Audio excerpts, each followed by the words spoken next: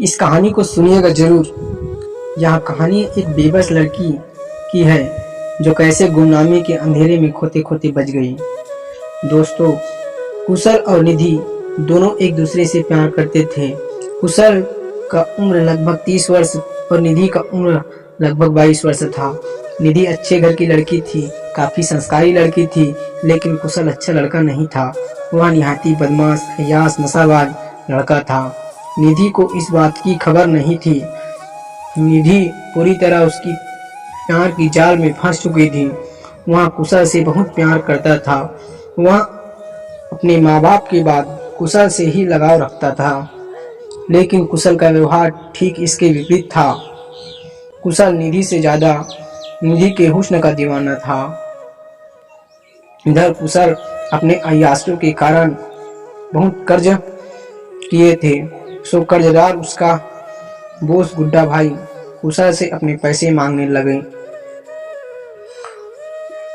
कुशल तो कुछ काम धंधा तो नहीं करता था, तो उसके पास पैसे कहाँ से होते।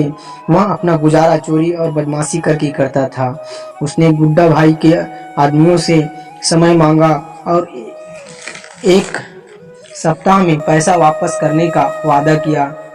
कुशल ने वादा तो कर दिया, फिर पैसे कहाँ से देता। कुशल ने अपने दोस्तों के साथ मिलकर पैसों की जुगाड़ करने लगा, लेकिन पैसों का जुगाड़ कहीं नहीं हुआ। कुशल पूरी तरह बेबस और परेशान हो चुका था। एक दिन ऐसे ही बीत गया। रात को सोते समय कुशल को निधि का फोन आता है। दोनों प्यार भरी बातें की काफी देर तक। निधि से बात करने के बाद कुशल के शैतानी दिमाग में एक षड्यंत्र का विचार आया। क्यों ना निधि के साथ संबंध बना के उसका एमएमएस बना के बेचूं तो खूब पैसा मिलेगा। कुशल ने तुरंत अपने दोस्त विक्टर को फोन लगाया। विक्टर इसी तरह के काम करता था। विक्टर को पूरी योजना बताया। विक्टर की कुशल के साथ इस योजना में शामिल हो गया। दूसरे दिन कुशल अपनी योजना के तहत निधि को अपने घर बुलाती है। गिफ्ट देने के बहाने निधि कुशल के घर चली जाती है। कुशल ने निधि को बहलाने के लिए कुछ गिफ्ट दिए। दोनों ने काफी देर तक प्यार भरी बातें किया।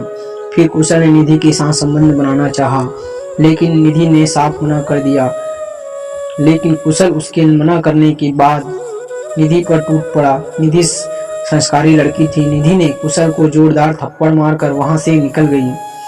अब कुशल के पूरे षड्यंत्र पर पानी फिर गया था और वहां बौखला गया।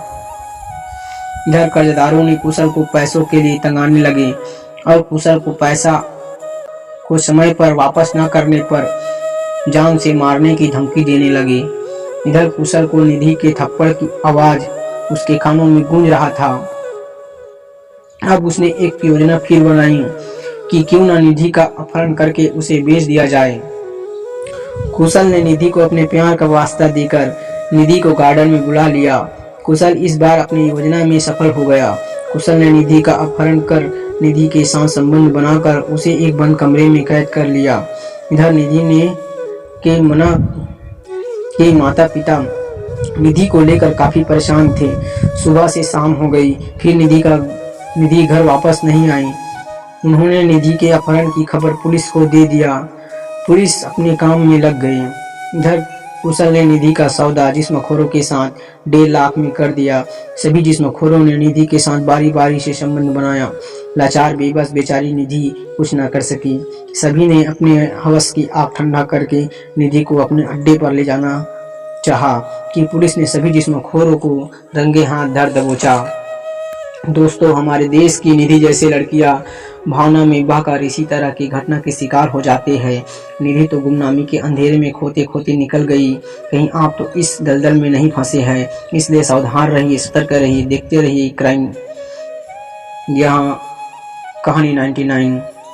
दोस्तों, मेरे यहाँ कहानी आपको पसंद आया हो तो मेरे चैनल को लाइक व सब्सक्राइब जरूर करें। फिर मिलेंगे अगले एपिसोड में अगली घटना के साथ। जय हिंद।